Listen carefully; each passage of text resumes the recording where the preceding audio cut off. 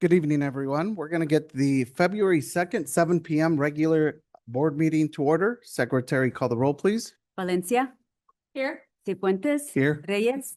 Here. Lavshay. Here. Olivas. Here. Moreno. Here. Johnson. Here. All right, please rise for the Pledge of Allegiance. I pledge allegiance to the flag of the United States of America, and to the republic for which it stands, one nation, under God, indivisible, with liberty and justice for all. All right, moving on to the agenda with public comment.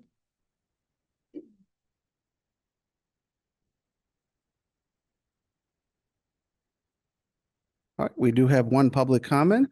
Just remember, in order to to speak at the board meeting, you would have had to sign up before 7 p.m. Respect the 3-minute time limit, respect the confidentiality of students and staff, and keep comments appropriate. First is Tamar Ovide.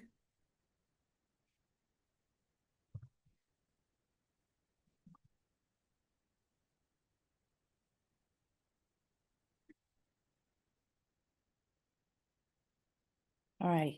Good evening, Board President Cifuentes, Superintendent, and members on the board. I am Tamar Oveje, and I am standing here as the chair of the NAACP DuPage County, which services DuPage, Kane, Kendall, Will, and North Cook counties. In many African cultures, the most important greeting amongst the elders is Kasieran Ingera, and that means, how are the children? They don't ask about the weather or the economy, but they ask about children because if they know that the children are not well, the future is in jeopardy. And tonight, the NAACP, we have reviewed the school improvement plan that was presented on January 20th, 2026. And so when we ask how are our children, our data gives a heartbreaking answer that the children are not well. When we look at the environment, there were 436 referrals at the high school. And although our African-American children make up 8% of the population, they carry 18% of the referrals. That means that we are policing our children at double the rate of their peers. 47, according to the school improvement plan, 47% of the children were chronically absent African-American children. And they are telling us something, they are communicating something to us. And it could be that they do not feel welcomed and that they are staying away because of the write-ups that they are receiving. But beyond that is what's going on in the classroom as well. Although we have fantastic educators, African-American students have an 80% graduation rate, but their proficiency on the ACT scores is that they are receiving a diploma, but they also, it's like a check that they have that they cannot cash when they graduate.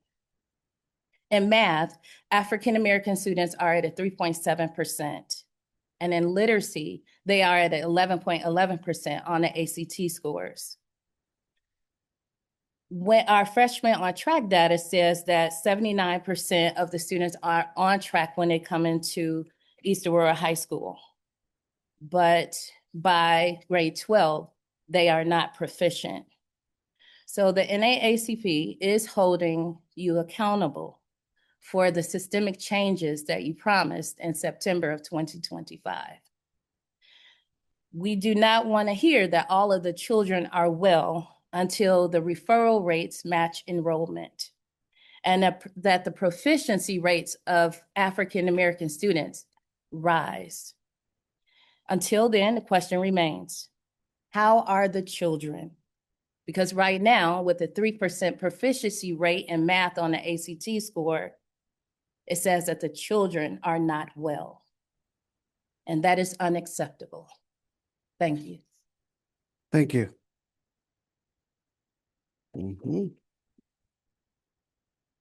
All right, moving on to the communications from the superintendent, Dr. Halverson. Thank you, Board President Cifuentes. The first thing we have this evening is our student board member report with Zion Lalawali. Zion, if you could come up with for the student board member report, we appreciate it. Thank you.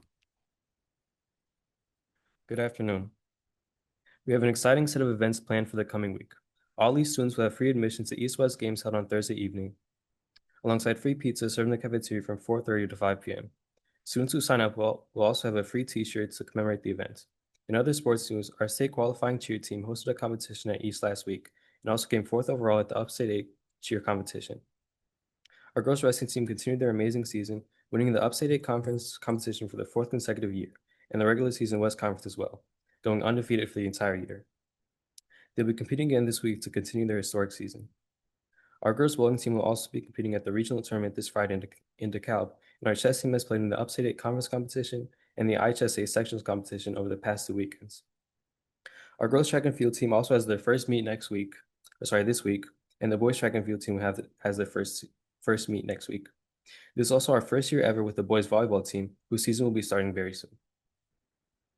Students also had a talent show last week, showcasing a wide range of performances from solos to a full band, and we had a great turnout at the event. The science department is planning a health fair on March 12th to promote healthy living habits. A mental health symposium will also be held on March 7th to support our students. East Aurora students who sign up will have free transportation to the event. The 5 Essentials survey also opened this week, and students will be taking it tomorrow morning to provide the school with valuable feedback. As you can see, there's plenty going on at East, and students have many opportunities to engage with and be involved with their school community. Thank you.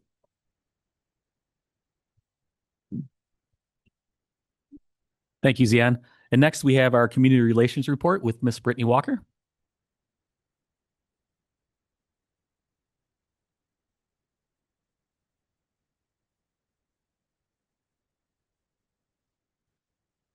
We're going to try this. Audio's good? Okay. All right, we're proud to recognize our top 10 students from the Great Reading Tournament. The winners are from across the district, and their dedication and love for reading truly sets them apart. This fall, an incredible 7,170 students from 14 elementary and middle schools participated in the Great Reading Tournament Fall Edition, coming together for 3 weeks focused on reading and friendly competition. Collectively, our students across East Aurora read an astounding 128,443 minutes. That's more than 2,141 hours and a completion of 2,367 books. That's a lot of reading, right? More impressive, 6 of our top 10 students ranked amongst the top 100 participants nationwide. These outstanding readers exemplify perseverance, commitment, and the power of literacy, and we're thrilled to celebrate their achievements this evening. So when I call your name, students, please step up. There are some that are not here, so I will go through all the names. And you'll come up, students, again, stay here with your certificate, and we'll take a group picture at the end, okay? Francisco Gutierrez. Olivia Walker. Alexander Martino de Lao.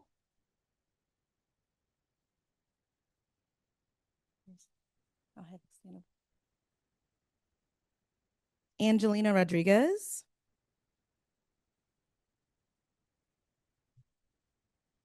Juan Tecaxco.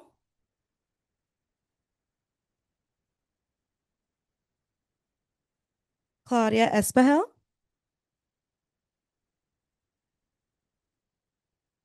Elena Rojas.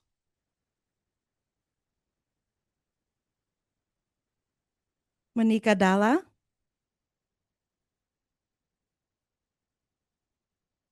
Brianna Corral.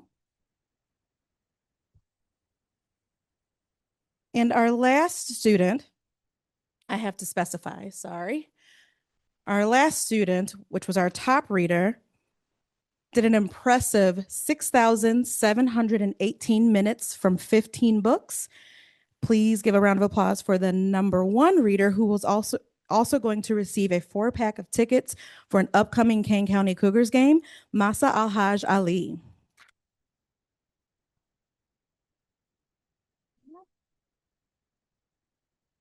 If we have any of their educators that are here in the room, we're going to have them take a group picture with the Board of Education, please. And the students represented here are from Simmons Middle School, Waldo Middle School. We also had readers from Oak Park Elementary, but I don't believe the students here, but I do think you can come and stand with the readers if you'd like. Another round of applause while we get the group together.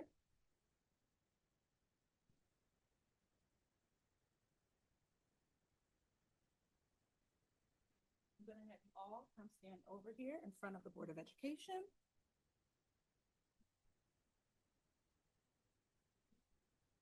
Yes, that's perfect. Thank you.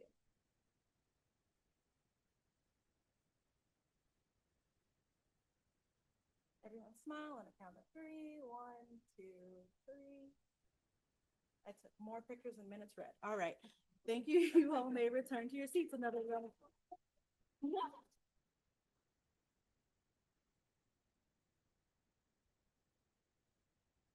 All right, and at this time, I would like to introduce our next speakers. We have both the president and vice president of the Cats Club from East Aurora High School to tell you about their organization. Come on up.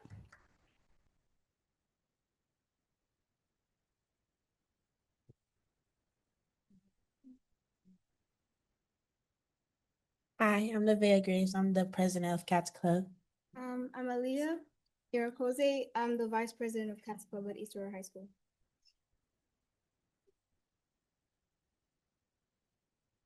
Cats was created to celebrate different cultures and traditions and voices in our school. This year, we've shared student-made cultural videos in English, Spanish, and through QR codes and during lunch to help students learn more about one another. We are honored to receive the City of Aurora's MLK Award for promoting unity and student leadership. For Black History Month, we're sponsoring a STEP team led by Miss Mary Taylor with performing during school and on February 26th celebration.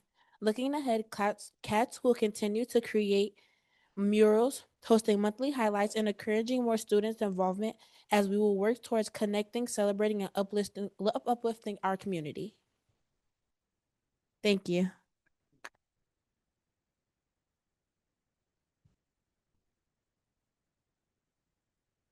Mr. Torres and Ms. Taylor, could you guys stand for me as well, please? And then the rest of the Cats Club that's here with the students, if you guys could stand. I know we didn't get everybody here this evening, but I know we got some representation. And the Cats Club so far has been a wonderful group for us to meet with. We've had the opportunity to meet with them regularly. And they also have regular meetings where they're taking a look at the different cultures at the high school under Mr. Torres and Ms. Taylor's leadership. Nevaeh in particular, when we were in one of our meetings, really rose to the top as far as her public speaking ability. I let her know that she definitely has a future in public speaking for sure. She did a phenomenal job with us. I look at Jordan over there. We've just had an awesome group. We are going to have the opportunity for the board as well as some constituents to meet with the Cats Club on February 10th, and we're very excited about that. We'll get an opportunity to eat some lunch together and just talk about all their progress. So I just want to say thank you again to our students. Thank you to Mr. Torres, and thank you for Ms. Taylor for your leadership, and also thank you to the high school for sponsoring the Cats Club and getting them up and going this year. We're truly grateful for it. How many students total have we had in there roughly, guys? Ron. Oh, nice. Yep.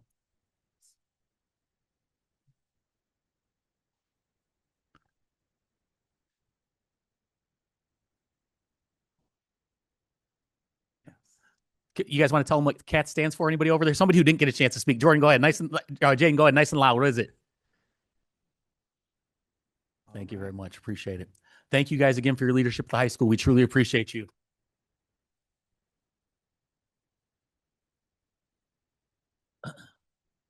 Next, moving on to additional communications from the superintendent. As the members of our Cats Club kind of previewed there, we have our Black History Month celebration, and that'll be at East Aurora High School. It's going to be hosted on February 26th from 6 to 7:30 p.m., and it'll be in the main auditorium. This event is open to families, students, staff, and community members. We've got a purpose and vision for it, and there's 3 different things we're really looking at when we're looking at our Black History Month celebration. An evening of reflection, inspiration, and community connection. Secondly, to honor Black history, culture, and excellence while also celebrating the contributions of African Americans locally and nationally. And third, finally, to strengthen school, family, and community partnerships through meaningful cultural engagement. So we're really excited about it. Some of the overviews, the featured highlights, our keynote speaker is Dr. Julian Wright. He's a Chicagoland-based educator, actor, and television personality known for uplifting messages centered on Black history, leadership, and community empowerment. We also have a very special performance from the Leo High School Choir. That's Chicago's very own Leo High School Choir and the 2025 America's Got Talent 4th place winners. In addition to, as we talked about a little bit there as well, we have a student performance. East Aurora High School STEP team will be showcasing student talent, pride, and cultural expression. So thank you to Ms. Taylor for taking that on. We're very excited. And we'll have some additional programs and performances for that program as well that evening. Audience, again, is for families and guardians across the district, students at all grade levels, staff, administrators, and community partners. And our goal, once again, is for strong community turnout and broad representation. This celebration reflects East Aurora's dedication to honoring history while uplifting our students and community. We welcome the board's continued support and presence at this important community event as well. So once again, that's for our Black History Month celebration. You'll see a flyer up there that's put together. There is a QR code there. So if you want to come, please make sure we scan the QR code. We want to make sure we can hold roughly 1,500 individuals in the auditorium. We want to make sure we have enough seats. The QR code is live. We did start to get some reservations throughout this weekend, so we're very excited for that opportunity. Next, we are going to give an overview of our elementary dual language program, and Dr. Amy Engel and Dr. Rita Guzman are going to assist me with this. This is an overview of all the steps we've taken so far this year to gather community feedback as we look to continue to strengthen our dual language program. So we're going to kick it off with our first slide here where we talk about our commitments. East Aurora District 131 is absolutely committed to valuing learning in both English and Spanish, providing opportunities for students to become bilingual and able to read and write in both languages, supporting students at each grade level, and absolutely honoring family choice. During my listening tours, our January community town hall meetings, and feedback from staff and building leaders, they've reiterated the importance of these commitments throughout that process. Next slide, please.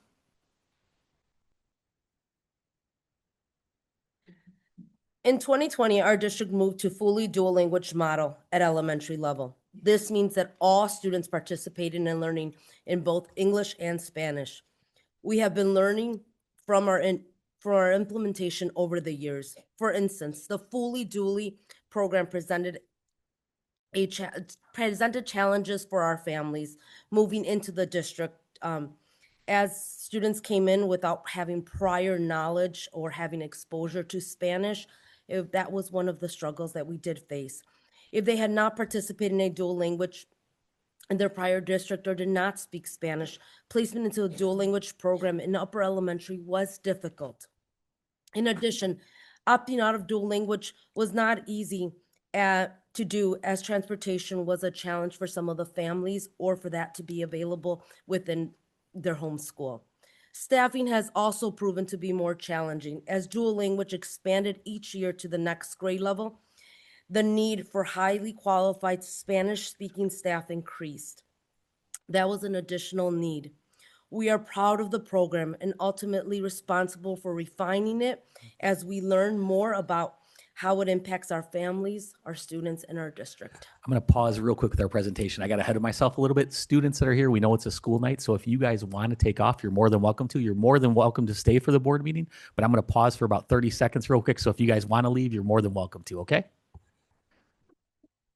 Congratulations again. Thank you for being here.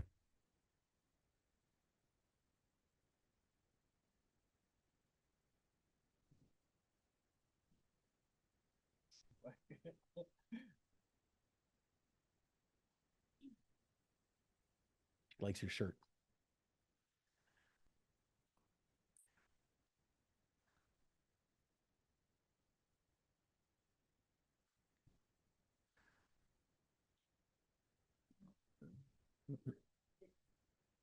Of the challenges that we have faced throughout implementation of the program.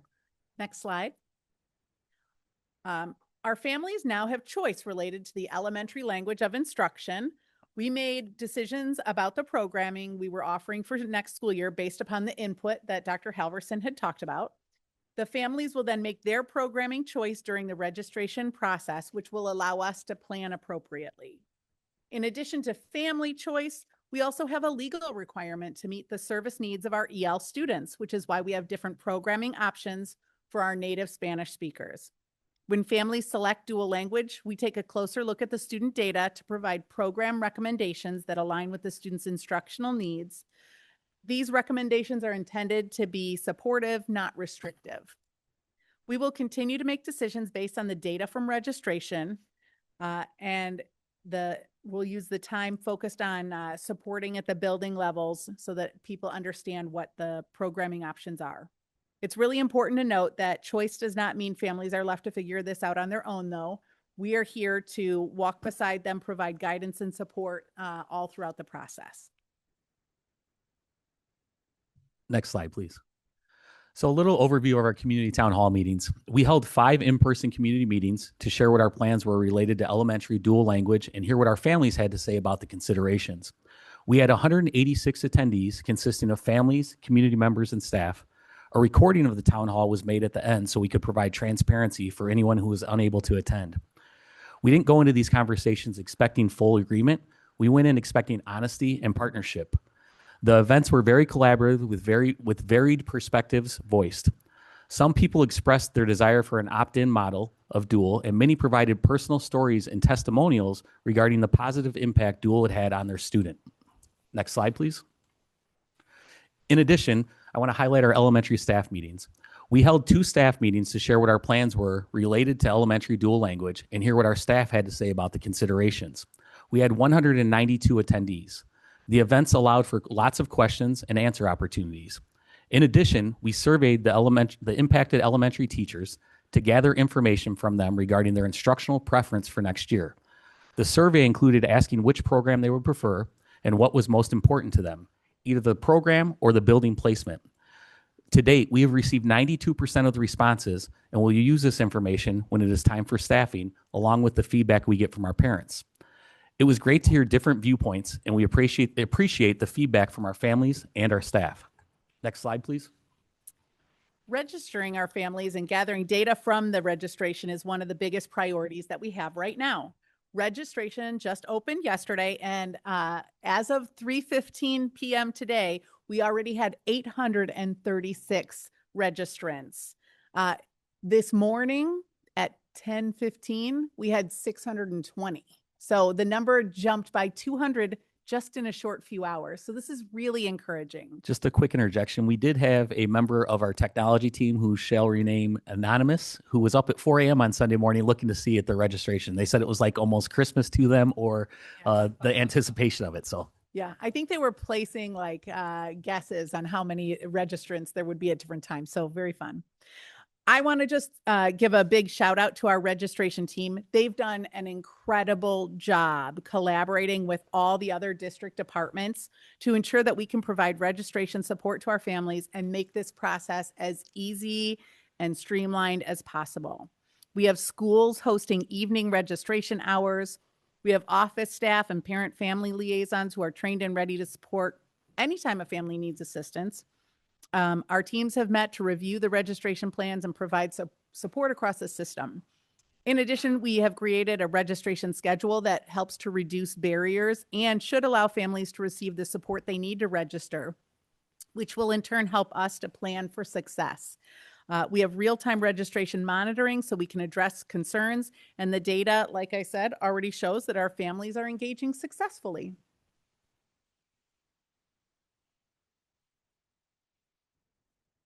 All came together to be able to make this happen. All stakeholders working towards one common goal. And here are the next steps in the next few months. Registration's now open, as we shared, and we're supporting each other to make sure that we're offering multiple opportunities for parents to be able to register evenings and weekends. District departments are reviewing the implementation of the impact of elementary programming, shifting planning for next steps, and ensuring that a smooth start to the school year. March 25th is the deadline for guaranteed program placement throughout registration. In April, the registration data will be reviewed and programming decisions will be made. Even maybe sooner, as we have been seeing that registrations have been coming in a lot quicker than we expected. Families will be informed of their students' elementary program and school for the upcoming school year, and we will have the window of time to make any changes to prior to their program selection. Once the program is solidified, elementary staffing will be finalized and communication can occur to them. I know that they're eagerly waiting for that as well. This has been very careful, very thoughtful collaboration, ongoing work from all departments, and we are confident in our process and in our people. Thank you. Thank you. Do we have any questions from the board at all regarding the dual language continuation at the elementary level and the registration process? And I'm looking over, I see Mr. Levis leaning in, so I think he's going to go first. I guess I know this is just an overview for me personally thinking as a dual language teacher. What are the options that parents have? What models are we using? Are we using a 50-50? Are we using an 80-20? And that means language allocation. Are we using a two-way, meaning English and Spanish speakers? Are we using just a one-way Spanish classrooms only? There's just a lot in my mind going through right now as we are now in February, going into March and placing all this stuff. I know we heard transportation was an issue, staffing was an issue. So again, but again, how are we going to make sure that everything's in place in this few months? And I guess it's just a timeline, right? But I guess I need more details on how this is going to work out and what programs are we going to be offering for parents. Perfect. Dr. Guzman or Dr. Engel, you want to talk about the programming specifically? You guys can go back and forth, and then I'll talk about our improvement process and our structured process that we're going through. Perfect. I'll start. Rita, you fill in the gaps for me. Thanks for Dr. Guzman is a little sick, as you can tell, too. Yeah. Thank you, Dr. Guzman, for braving it. We appreciate it. For our native English speakers and our EL and native Spanish speakers who are higher performing in terms of English language proficiency, they would be moving into our two-way dual model. It's a 50-50 model where there is a teacher who provides instruction in English, a teacher who provides instruction in Spanish, and they flip-flop classes during the day. To our students who are at requiring EL supports and have a lower level of English proficiency, that's where we have the one-way dual model where it's all native Spanish speakers in that room. And there's one teacher who provides instruction in English and Spanish and flip-flops content depending on the day. In kindergarten, they start out at 80-20 and 80-20, 80 Spanish, 20 English, and then slowly move to the 50-50 model in the second half of elementary school. So it's a model that we already currently use. And then we would have our English general program of instruction, sheltered instruction provided as well to students who opt into an English-only program. So those students will be receiving part-time services as the teacher would have an ESL endorsement to provide sheltered instructional practices within the classroom. With the 50-50 program, with the 50-50 program, are we staying the way it is now? Or are we changing it? Very similar to staying the same. Okay. Yeah, we're not anticipating changes. We'll look at what the data says. If there's a reason that we need to do something different, we can look at that. But right now it's looking that it would remain consistent. What we're reevaluating is really trying to reduce the transitional times of That's what switching I was between the more two. referring to, because I know with the 50-50 model, there's a lot of transition happening and there's a lot of instructional time that we're losing. So I just want to make sure that that is looked at very carefully. And then as we're moving on, I just want to make sure, are we thinking about TBE, transitional bilingual education? No, right Okay. now, no. Okay, thank you. Mr. Levis, Just wanted to clarify. Yeah. Real quick with that too, as far as the model of instruction there and what we're taking a look at, the way we want to make sure we're looking at this is through our joint committee for dual language. So we're going to involve our teachers and our stakeholders to gather feedback when it looks at any programmatic changes as far as transitions, curricular needs, et cetera, and our instructional minutes, and our joint committee joint curriculum committee as well. Curriculum council is the avenue we're going through with that. We've been very upfront with the educators as well as the union leadership on that. We're going to use both of those committees to help hear the voices further from the teachers and facilitate anything changes as far as instructional minutes with that. Thank you. And then the other thing I wanted to highlight as part of your question there was as far as making sure that we have a strategic plan in place for this or what our plans are. We have as you've seen our departmental improvement plans that we have a strategic plan specifically for dual language where it's laid out by department. They're all SMART goals. They're all time stamped. We're checking them off as we're going through. We've dedicated time during our executive cabinet meetings to have these conversations. And then in addition to that, right after executive cabinet for now until the work gets done, we've got an additional 90 minutes allocated for a team that comes together to look at the dual language model to make sure that we dot all our I's and cross our T's when it comes to this. So yes, there's a lot of things to work through still, but this is a big priority for us. We are allocating a ton of resources and time, and that's already built into our schedule all the way through the beginning of April as of right now, and then we'll modify as needed with that. And as Dr. Engel and Dr. Guzman talked about, it has truly been a collaborative effort that I'm proud of. We've had numerous departments meeting continuously to make sure that we are asking the right questions to help move this forward. Now, can I guarantee that we're not going to stub our toes through the process? No, that'd be foolish on my part, but we are taking all the steps we can to make sure we're as proactive as possible and making sure that our rollout is as smooth as possible as well. And I think that's my point, that I want to make sure that this rollout is as smooth as possible. I want to make sure that everything is ready to go. And if we need to take our time, I think we need to take our time, and we owe that to the students and the families and the teachers. So again, look forward to continuing with hearing with more updates. Thank you. Thanks for the great questions. Any other questions?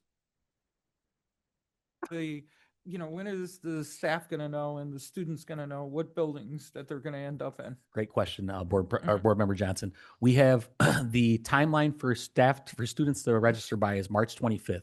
So when their parents get them registered, that's that guaranteed date of placement. And then they would be guaranteed the program that they're looking for. Either if it was a dual language program in their closest building and that's what they requested, they would be guaranteed that. If dual language wasn't available, and this is I'm just throwing out a building. If dual language wasn't available at building A, but building B was the closest one, we would place them there. And then our promise to parents was, because let's say that myself as a father, I wanted my child in dual language, but then it was determined that my child has to go to building B instead of building A.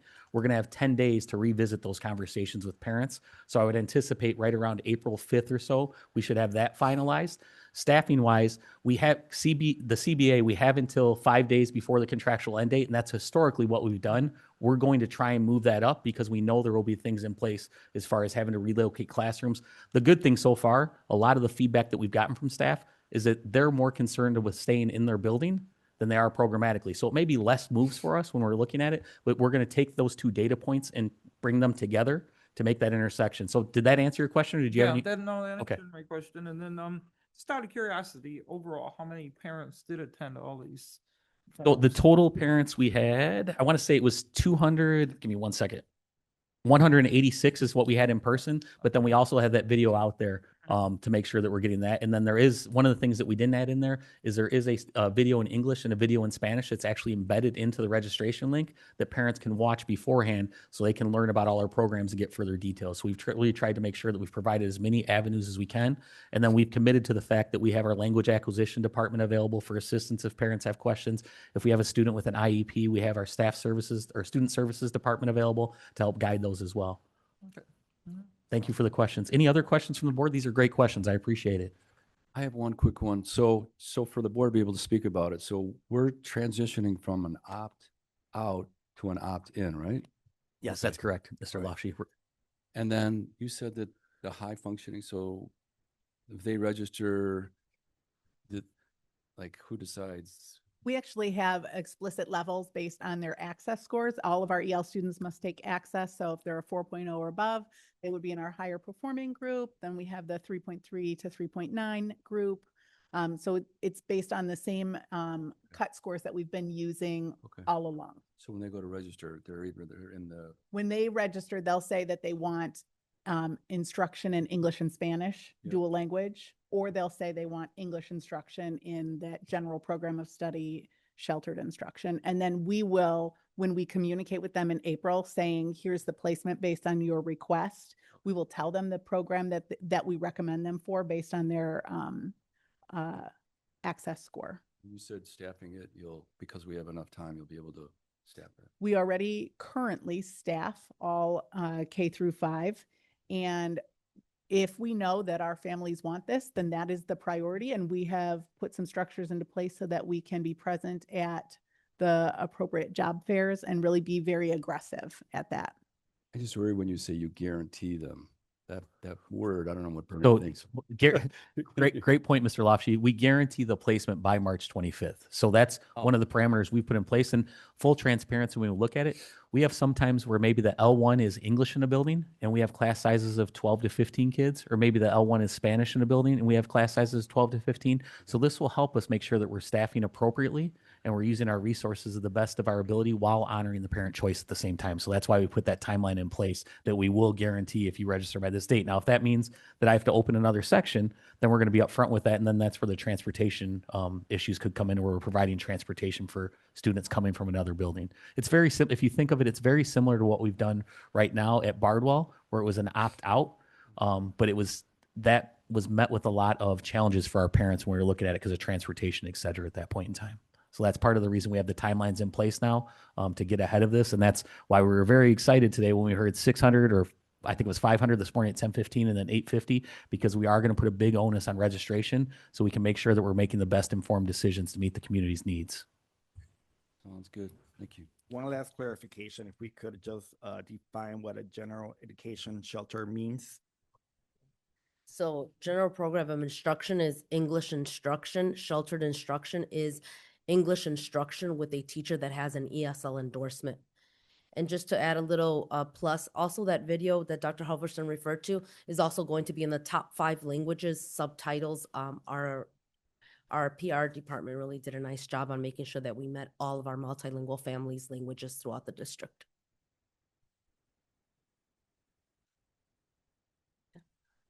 Thank you, Dr. Guzman. Thank you, Dr. Engel. I really appreciate it. And thank you once again to all of our departments for working hard at this and coming together. We truly appreciate it. And that concludes before that concludes, I apologize.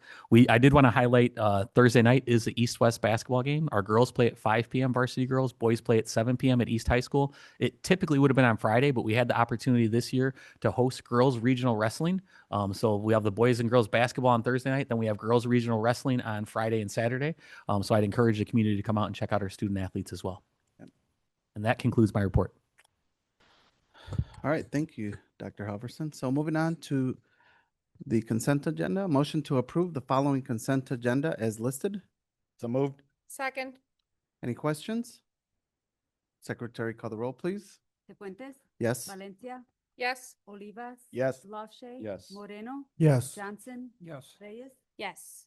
All right, moving on to finance and personnel with Ms. Reyes.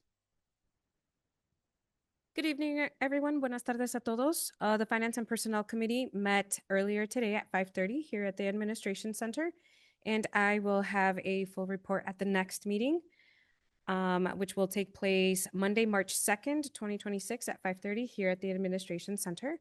And we do have one action item. So 6.B.1, motion to approve 14.1 second semester overloads for East High School. So second. Any question? Secretary, call the roll, please. Reyes. Yes. Lofshe. Yes. Johnson. Yes. Valencia. Yes. Cefuentes. Yes. Moreno. Yes. Olivas. Yes. And that concludes my report. Thank you, Ms. Reyes. Moving on to curriculum and programs with Mr. Olivas. I'm going to go ahead and yield my time to Ms. Valencia. Thank you.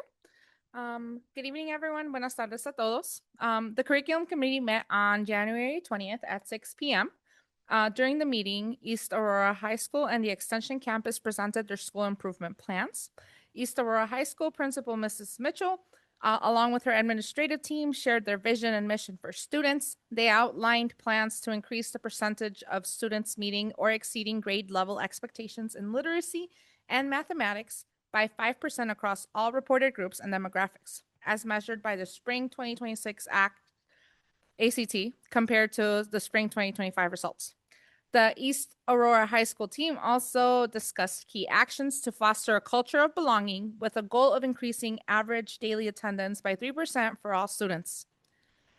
Mr. Crump, principal of the Extension Campus, presented the challenges his school faces and explained how the school's mission and vision will guide efforts to address them. Along with his team, he shared similar goals as the main campus for improving literacy and mathematics and clarified expectations for both teachers and students to achieve these goals. The team also presented strategies to promote a culture of belonging, including a targeted 5% decrease in referrals for disobeying directives for all students compared to June 2025 data. In addition, they also shared information about their positive behavior incentive programs. I love positive reinforcement. East Aurora High School Assistant Principal of Athletics and Activities, Mr. De La Mar, provided an overview of the athletic department and its areas of focus for the year. He highlighted several accomplishments, including efforts to build a positive and inclusive culture, increased visibility and stakeholder engagement, Title IX compliance through the girls' flag football team, and the introduction of a boys' volleyball team. He also discussed ongoing improvements in communication and organization, coach evaluations, and expectations for the department moving forward. Mr. Simpson presented information on the Regional Safe Schools program and its alignment with board policy, past practices, and the district's strategic plan and supporting data. Mrs. Cardona shared initiatives related to registration for the 2026 to 2027 school year. These include marketing and advertising plans for registration opening dates, strategies to engage the community, and support for families who have not registered by April. She also discussed additional incentives and provided the board with a cost proposal. Lastly, the committee received the attendance and enrollment report. The next curriculum committee meeting is scheduled for February 16 at 6 p.m. All right, thank you. Moving on to Building and Grounds Committee with Mr. Lofshay. The Buildings and Grounds Committee met on January 20th, and first thing, which is exciting, is Mark Michelini of the East Aurora Foundation presented his proposal to bring forth to the foundation's board a request to donate $125,000 to East Aurora High School stadium improvements. So we'll see what happens with that.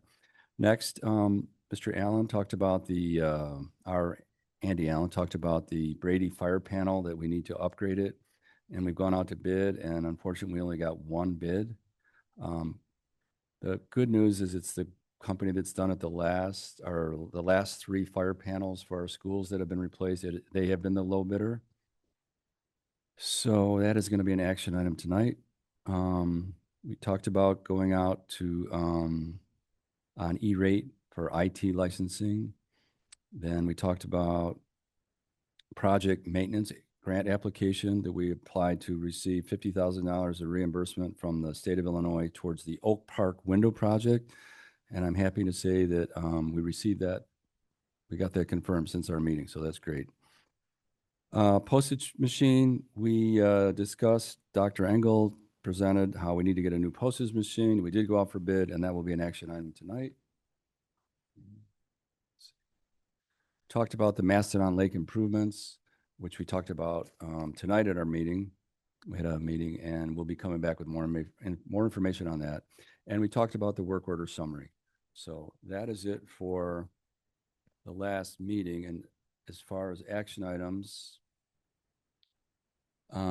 8B1, we need a motion to award the Brady School Fire Panel Replacement Bid number 1 to Elite Technology System in the amount of $355,890. So move. Second. Any questions? I have a question. So what happens when we only get one bid? So we talked about it at length today, and the problem is that they have a hard time getting bids for a lot of things because apparently this group has got the last 3 bids. So if you're bidding and you lose 3 times in a row, you may not want to submit it. But we did talk about, at the Finance Committee, I believe, talked about how we're going to try and be a little more proactive in trying to get bids. We're on the national list, is it, for some of these trades, Andy? I don't know so much about the national list, but we have been trying to publicize it more and more on the website. We're doing that right now with another bid coming up that just the information got posted today, trying to get as many people out there and as public as we can. So we don't have to approve this tonight. We can try and get another bid, but I just want to make sure we're Yeah. in compliance with our policy. I mean, if it says that we need three, we should try to get three if possible. No?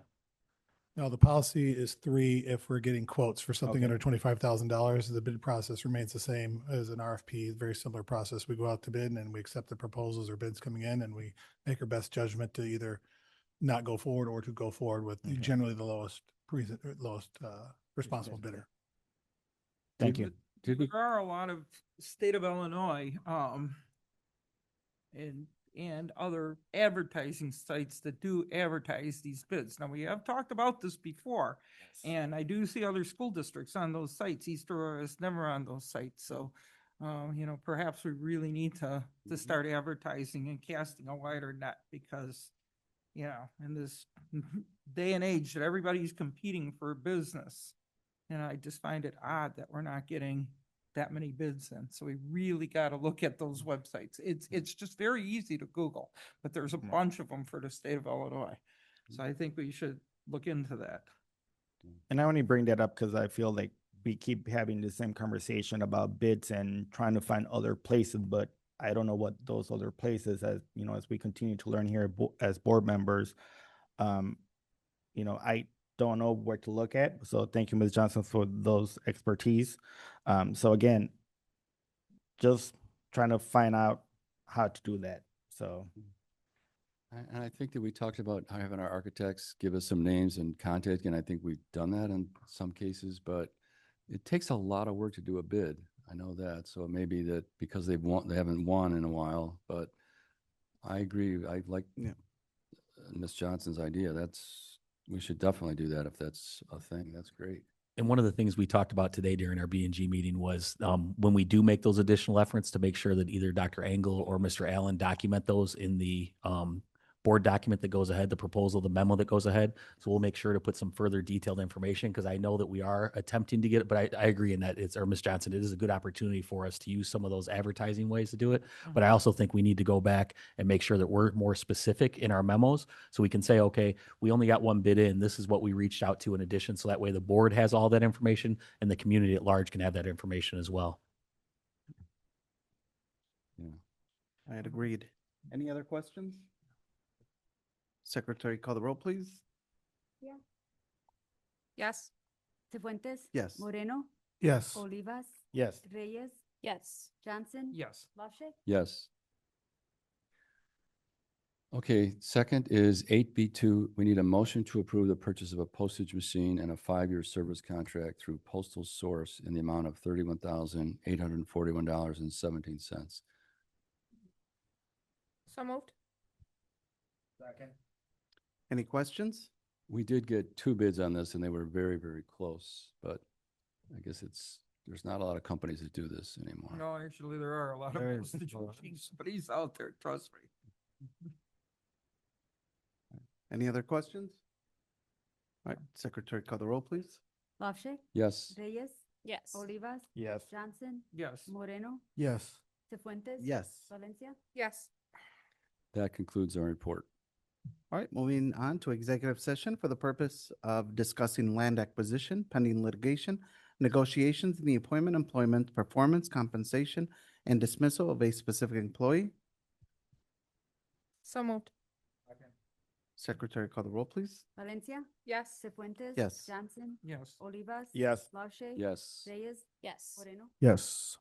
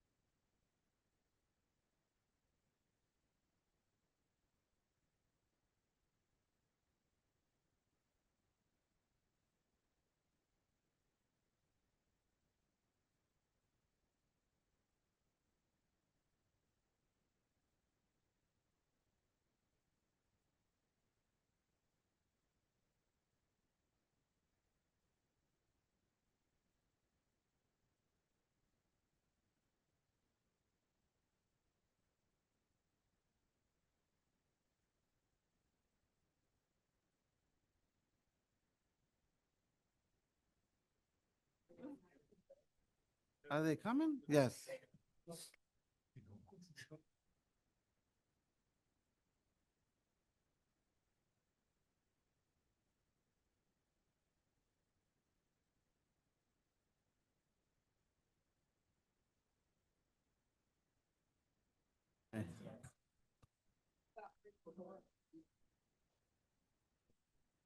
Motion to reconvene from executive session. So move. Secretary, call the roll, please. Yes. Yes. Yes.